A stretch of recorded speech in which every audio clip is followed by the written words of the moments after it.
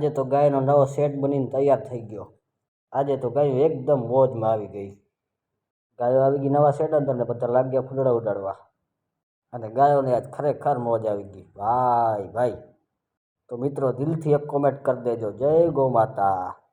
તો જય માતાજી મિત્રો, કેમ છો? મજામાં જ હશો। સ્વાગત છે તમારું આજના બ્લોગમાં। જે દિવસની તમે ને હું રાહ જોઈ રહ્યા હતા એ દિવસ આજે આવી ગયો। આજ છે આપણા નવા શેડનું ઉદ્ઘાટન।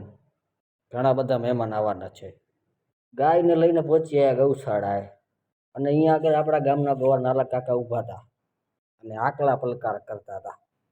હવે ગાયો માટે શેડ બની ગયો છે એટલે આપણને કાંઈ ચિંતા નથી। હવે જાય આપણે થોડાક આગળ શું ચાલે છે। એક લોકેશન ઉપરથી વિડીયો ઉતારીને આપણે આવી ગયા બીજી લોકેશન ઉપર અને બધી ગાયો આજે રગમાં છે। કાંઈ ના ઘટે।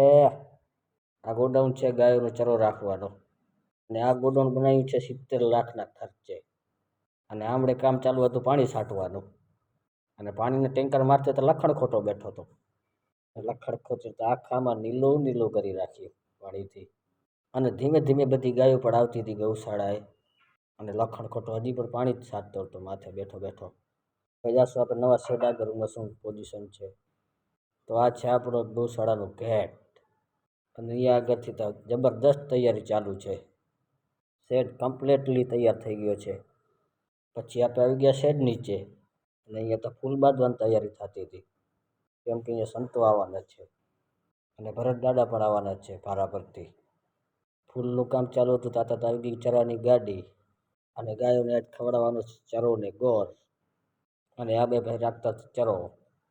ખરેખર તો આ બે ભાઈ જ ગાયોની સેવા કરે છે અને બે શેડમાં, નવા શેડમાં અને જૂના શેડમાં, બે શેડમાં ચરો રાખી દીધો છે ગાયો માટે અને ગોળ પણ રાખી દીધો છે।